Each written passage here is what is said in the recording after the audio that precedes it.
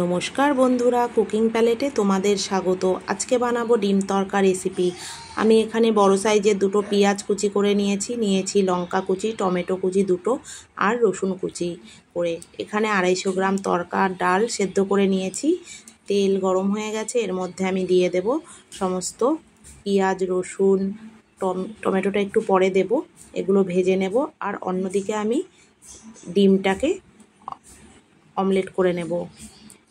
ডিমটা এদিকে অমলেট করে নেব, ওদিকে আমার এইদিকে সব ভাজা হয়ে গেছে। আর টমেটোটাও পরে দিয়েছি, আর দিয়েছি নুন, অল্প অল্প হলুদ। এবার আমি সেদ্ধ করে রাখা ডালটাকে দিয়ে দিয়েছি। সমস্ত ভাজা হয়ে গেছে পরে। তারপর এর মধ্যে আমি 1 কাপ মতো জল অ্যাড করব।